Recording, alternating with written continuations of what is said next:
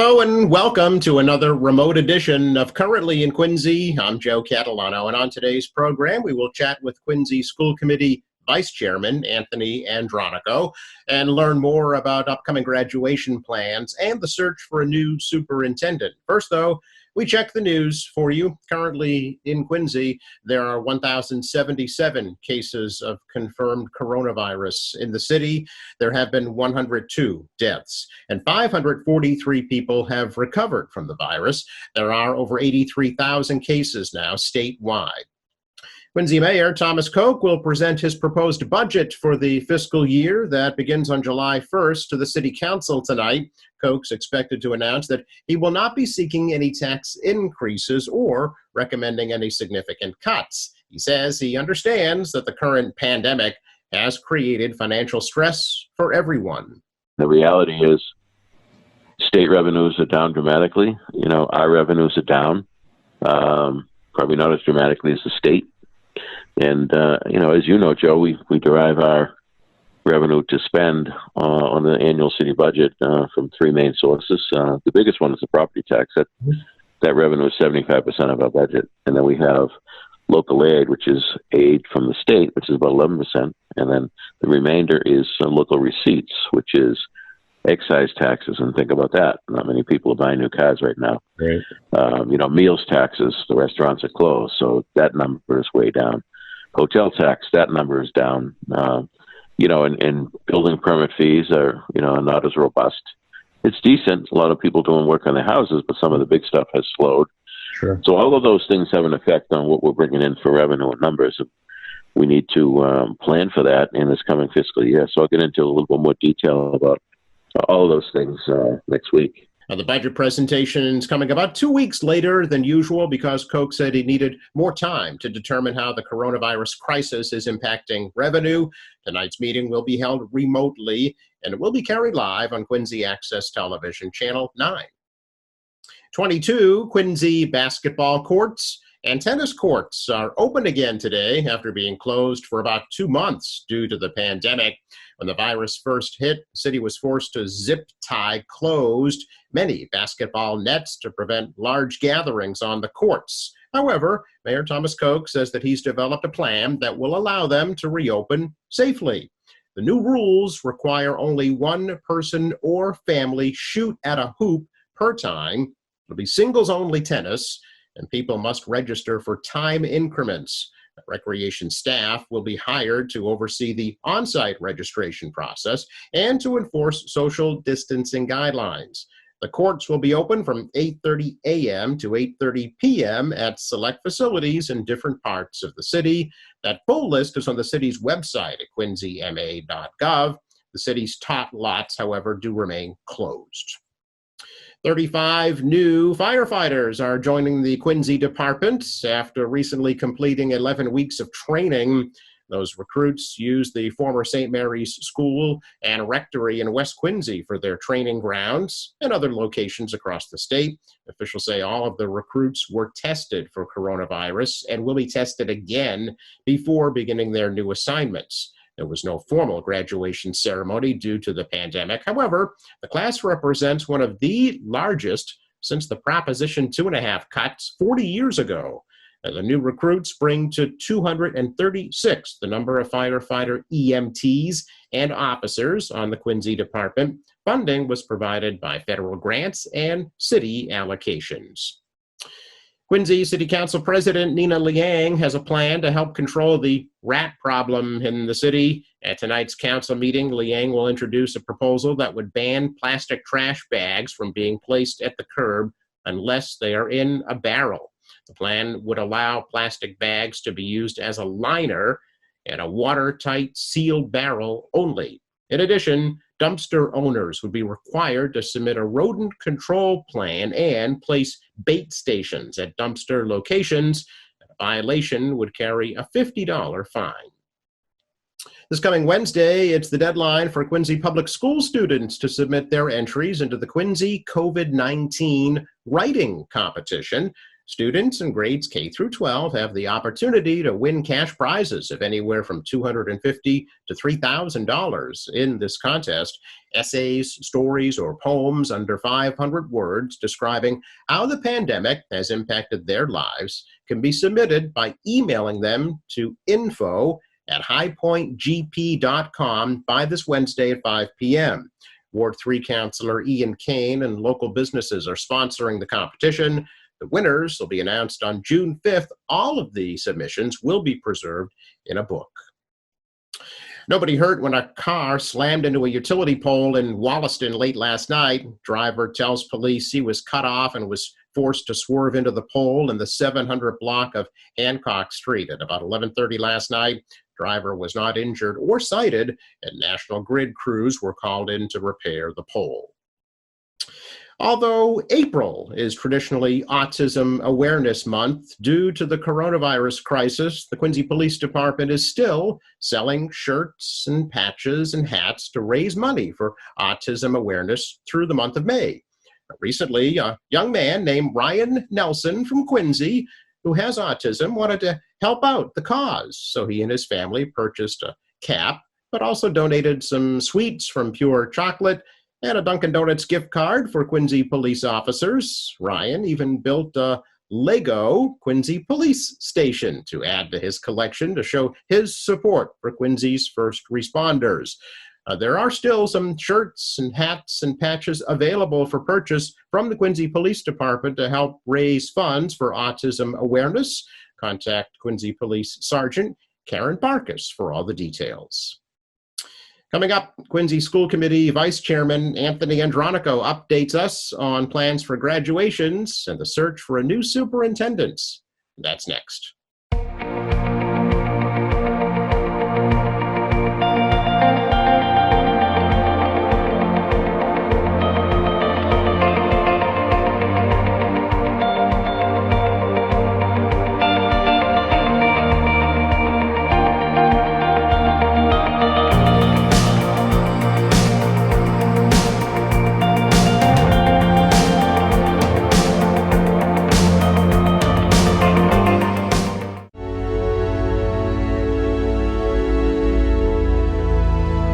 Throughout our city's long, proud history, the people of our community have always stepped up in times of challenge. The public health crisis we're facing together today is no different. I can't tell you how many people over the last several weeks have called with a very simple question: how can I help? I'm so heartened by this deep sense of community. That's why we're launching the Quincy Relief Fund to help support our friends and neighbors in Quincy hardest hit by this crisis. All monies raised by this effort will go directly to individuals and organizations in the most need during this difficult time. The program will be administered by the Quincy Foundation, a registered 501c3 nonprofit corporation with a mission under normal circumstances to provide charitable contributions and put on the Flag Day Parade and our local Christmas festival activities. Please go to thequincyReliefFund.com to find out more and donate. My friends, our community is strong. Our commitment to each other is strong. We will get through this together, and any support you can give our neighbors right now will go a long way. Let us keep in mind those that have been affected in your prayers. May God bless you, and stay safe.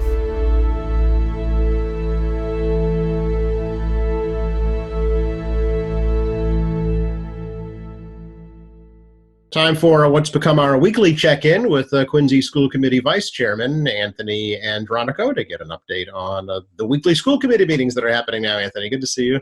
Good to see you too, Joe. I'm really looking forward to another chat, and it's been a pretty bright spot in my life. Looking forward to our weekly meetings to check in. So thanks for having me again. I really appreciate it. Oh, that's nice of you to say. I appreciate it. I look forward to them as well. You know, it's something we really haven't done here at QAE TV on a consistent basis with the school committee. So this is just a great way to get more information out to the community about what's going on in the public school system. And I know that the committee hasn't been meeting weekly either until this pandemic hit, right?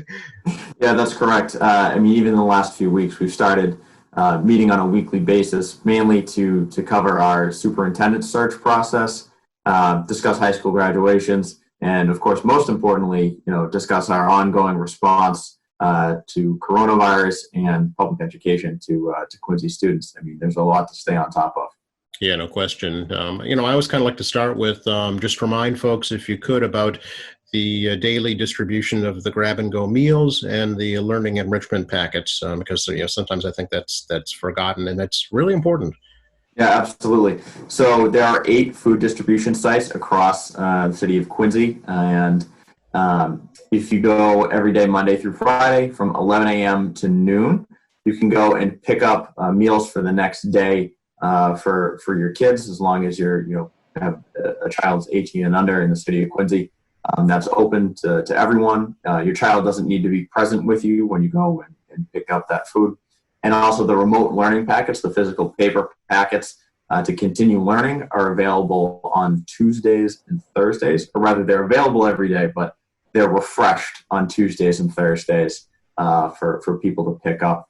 And you can always go to quincypublicschools.com and right on the home page there, it has all the information you'll need about that. In addition, about how to get Chromebooks or access to technology that you might need for online learning as well. Speaking of, what a great transition, Anthony. Chromebooks. I know that the mayor provided an update to the school committee on purchase of new technology last night. Yep, that's correct. And I believe on Tuesday, I think of this week when this meeting when this interview airs, the mayor is going to give an address to the city outlining his budget overall for the city. And on our meeting next Wednesday, we'll be discussing the budget for the first time. But at our previous meeting, the mayor mentioned using the CARES Act funding from the federal government for purchasing Chromebooks for students in grades 5 through 12.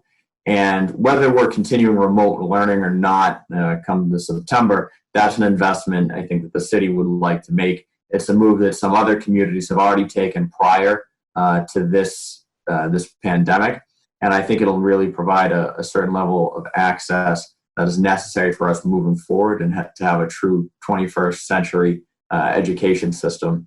And in addition to the Chromebooks for students, the mayor also mentioned providing the same technology for our teachers, because we're asking them to use some home computers, and right now we have the same system in place for them where we'll loan them Chromebooks in the meantime. But I think giving them that technology as well would really streamline things. Plus, you could put all of the apps and necessary software you need on their computers, so there's less run-up time to get them online and get going. Yeah, this really has been, this whole pandemic has brought, telecommuting, teleworking, teleschooling, telemedicine right into the forefront, probably faster than a lot of folks anticipated, but here we are. Is this going to be for every single student in the school system? Right, so it'd be in grades 5 through 12, so that would encapsulate, all of our middle schoolers. We do have it split, some are in 5th grade, some are in 6th grade when they start middle school. So by making it 5th grade, we provide that transition a little earlier. And it does tie in the last few years, we made an investment in hiring digital literacy teachers. And prior to all this, they were making great strides, especially with our younger students, about integrating technology into the classroom. And I would expect them to step up over the next few months and weeks and years to continue to deliver at a high level for our students, to get them up to speed on that tech. Yeah, parents are learning on the fly too right now. Absolutely. All this stuff. How much is all of that going to cost? Was there a price tag associated with it? Yeah, there was. So the mayor noted that the estimate for the students is 2.2 or 2.3 million. And the rough estimate for the teachers, we're still running the numbers to double check it, is another $1 million. So that includes the software. I mean, there are far more students than there are teachers. Right. So that's mainly on the software side. But those numbers are still coming in. And again, that money is coming from the federal government and the CARES Act. And the mayor is free to use that money however he sees fit. But, we've talked about it at the school committee, I'd say, over the last month and a half to 2 months now, about making that investment because it's needed, frankly.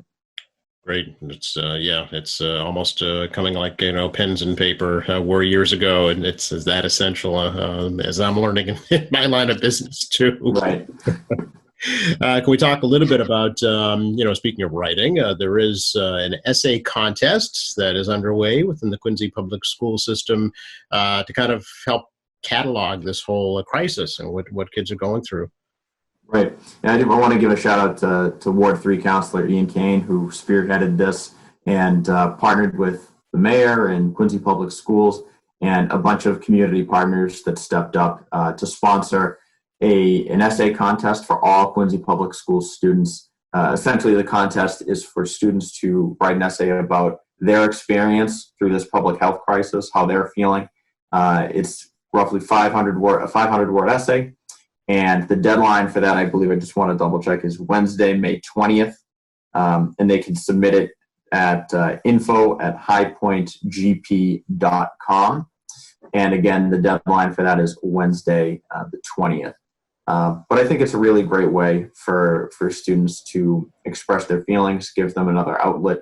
And not to mention, there is a cash prize for first, second, and third place at each grade, at each level. And that's all thanks to Councilor Kane and his work behind the scenes. So hats off to him for a really great community initiative.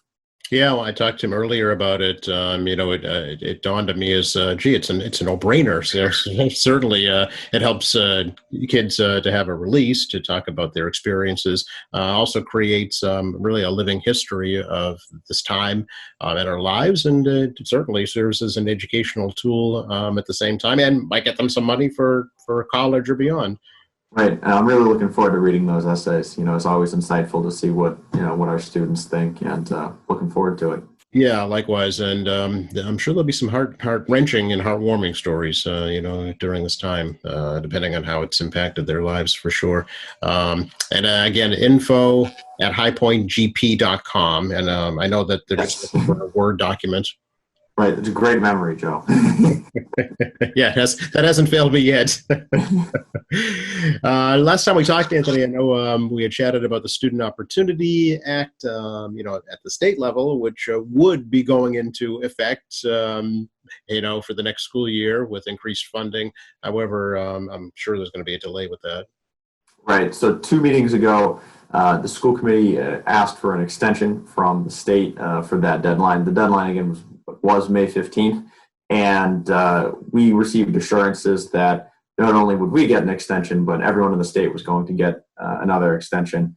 Essentially, the plans for the Student Opportunity Act that are to be submitted or made are to close the achievement gap between students over the next 3 years. And those are on a rolling basis. Every year you make a new plan and you submit it to the state to make sure that you're closing that gap. And in addition to the plan, the state was going to give funding to make those plans actually happen. Except at the time being, funds are a little tight at every level, so we're not even entirely sure if those funds are going to arrive. So with that, I know the commissioner of DESE plans to extend the deadline for everyone in Massachusetts, and I wouldn't be totally surprised if they put this on hold entirely for the next fiscal year at the very least. So when you're formulating next year's school budget, will you not take those funds into account, or how will that work? So as of right now, I know the mayor's putting together his initial budget proposal to give to us at our next meeting this upcoming week. And really, it's sort of touch and go. I do work at the State House, and my understanding right now is that the House isn't even planning to put out a budget until July. There's a high likelihood that we could be running on a 1/12 budget, meaning a month-to-month budget at the state level to even figure out what our funding levels are. And that's going to make it increasingly difficult for school committees and cities all across Massachusetts to make those budgets. And really, it's no fault of our state leaders. We're just all in a difficult spot as far as what the economic outlook is going to look like. Hopefully things pick up and public health data indicates that we can fully reopen in the coming months, and the impacts aren't felt for a long time. But we can't be optimistic like that when we're making a budget. We have to deal in reality and where we currently are. So we'll see what happens as far as funding is concerned. But we'll have to operate on really a 1/12 budget as we move forward and be cautious with our spending levels. Well, how much would Quincy be receiving from the act if it were, put into place? If it was fully implemented and we submitted our plans and we were going to carry out all those programs, we would be looking at roughly $6.5 million this fiscal year from the Student Opportunity Act.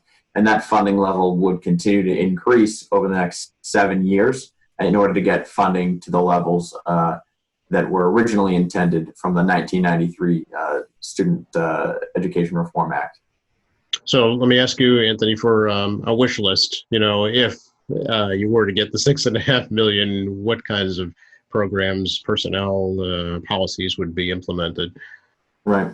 So again, all that funding would need to go towards either programs that are currently existing, partially existing, or non-existent at this point in time to help close the achievement gap. Essentially, what that is the gap between non-high needs students and high needs students. And high needs students includes English language learners. It includes low income. And it also includes special needs as well. So those groups, what are you doing to make sure that the education that you're giving out is equitable for everyone, and that you're really focusing on making sure everyone is up to a certain level?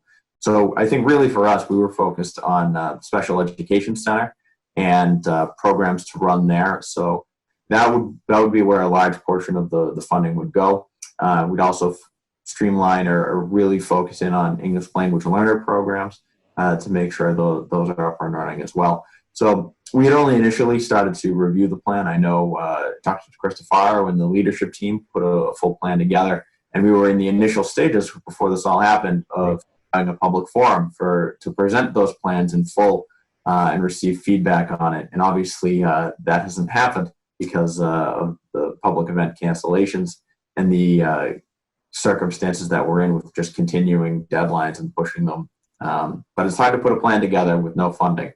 So we'll see what happens in the coming weeks, but I wouldn't necessarily expect those types of plans, but I would expect budget-wise for us to maintain level services and not to have any layoffs either this fiscal year or next fiscal year is our expectation moving forward. Okay, well, that's good news. And the mayor's looking at that same thing on the city side as well. And the city does own the building on Old Colony Avenue now, and I know that there will be some work done there, but obviously the program itself will have to be delayed.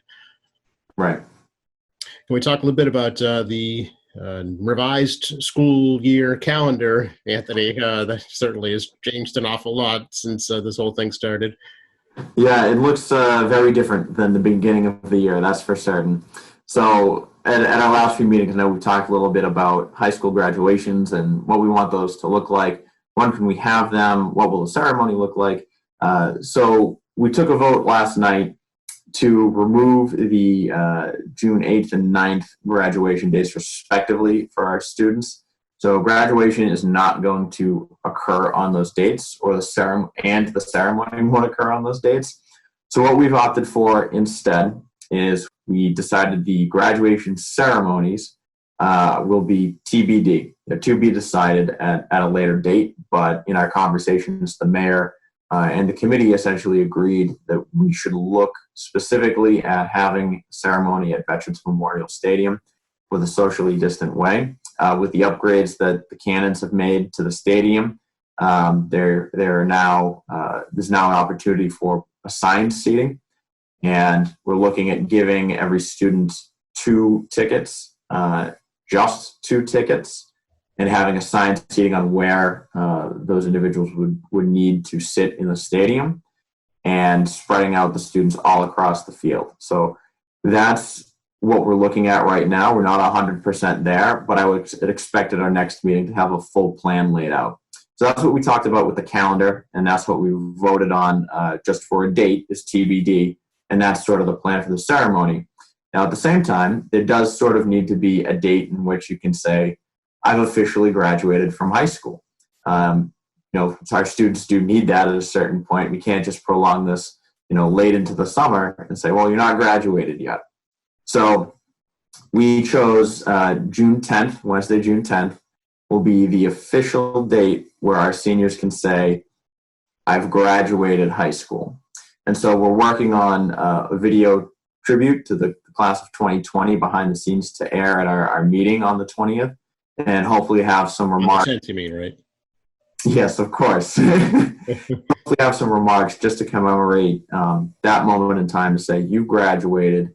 But that, of course, doesn't forbid us from having celebrations in the future at all. And we do plan on having that for our students. They deserve it at the very least.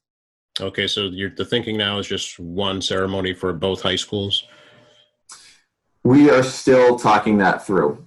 It might be difficult to have both high schools in one ceremony. I know that hasn't been done in quite a long time. But I'm not even sure with social distancing guidelines if we could do that. So my understanding is we're looking at all options, whether it be one or have them be separate, as is tradition. To be perfectly honest, I would expect it to be two different ceremonies, given the guidelines that we have. Right, because how many students in each class at Quincy and at North Quincy would you say? Right. Well, I think it's 350 at North and 400 at Quincy. Okay. So I mean, even spatially, you're talking a football field plus a little bit more space. It's doable, but we just want to ensure that 6-foot distance, I think. Yeah. And if anyone's a math whiz out there, they can help me out in the meantime. But I know the team's working on that. So, well, there'd be, between 700 and 800 people in the stands, for each ceremony, and right. Then, the students on the field too, right? Right. We definitely have to utilize both sides of the field and space everyone out, including not only the regular seats or the upgraded seats, but the metal benches as well. Right. So all options are on the table, but if we do go forward with that, we need to make sure that we're following those guidelines and we're not putting people at risk. The last thing we want to have come out of this is an uptick in cases in Quincy. And I think more importantly, it's also important to note that not all families are going to be comfortable with a plan like this. So we also need to make sure that a ceremony and a tribute is in place for them, because they also deserve a ceremony that makes them feel special and safe. And that's up to families and our graduates to decide. Sure. So stay tuned for further details. The video that you talked about, how will folks be able to see that?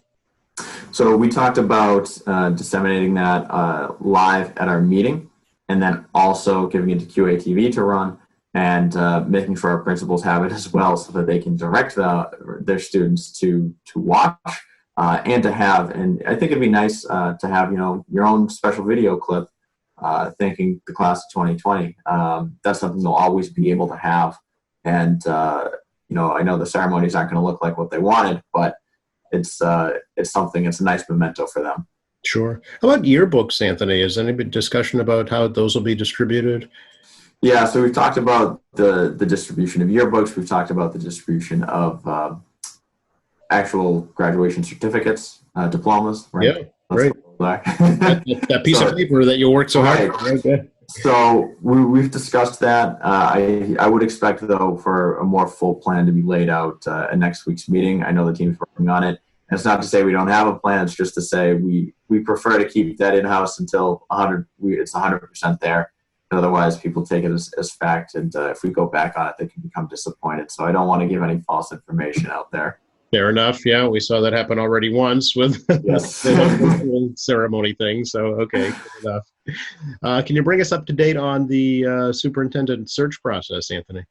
Yeah. So at one of our recent meetings, we voted as a committee to reach out to the Mass Association of School Committees and to ask them to assist us with the development of a leadership profile survey.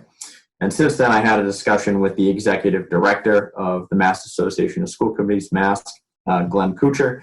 And next week, or I believe this week, on Tuesday, the 19th, I just want to double check the date. Yeah, the 19th, we're going to have a workshop for members to work through the questions they like on the leadership profile survey. Essentially, the school committee makes a survey, which will ask things like, what are your top 5 characteristics you'd like in a superintendent? What's the ideal background of the next superintendent? What are the top challenges you see for Quincy moving forward? What are some questions you'd like the school committee to ask candidates?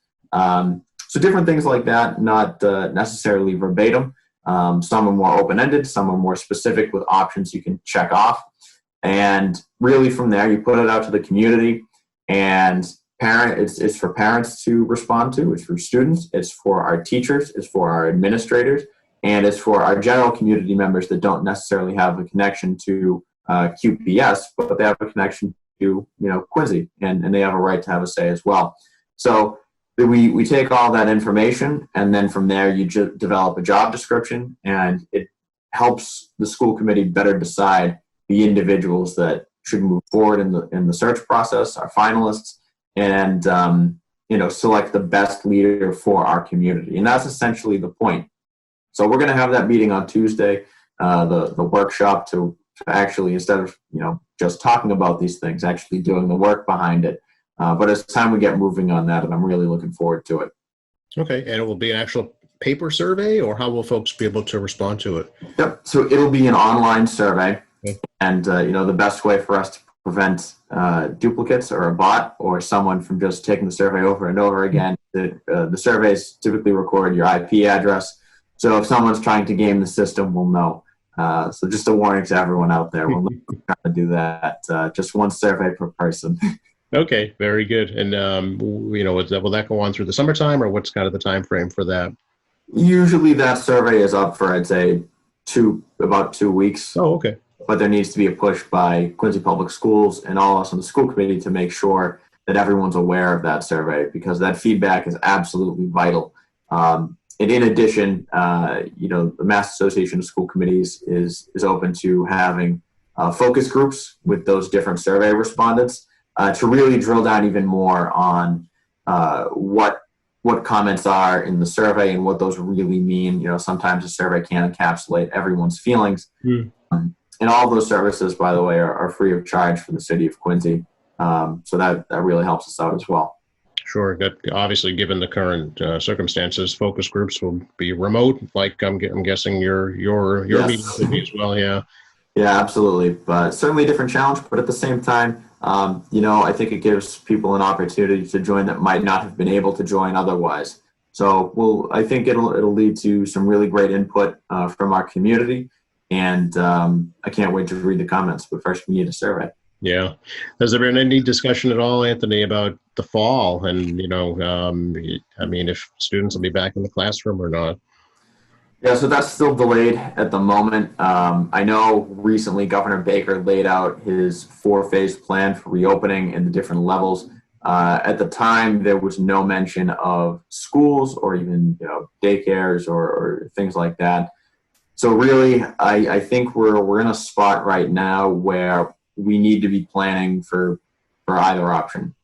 Opening, and what does that look like? What are the cleaning procedures? What are the entrance and exit procedures? There's a lot to talk through, and those discussions need to be happening because we have to be prepared for it. Yeah. At the same time, we need to be prepared for remote learning to continue in September and continue learning. I think there are going to need to be updates in the fall if we're remote on what classrooms and learning actually looks like.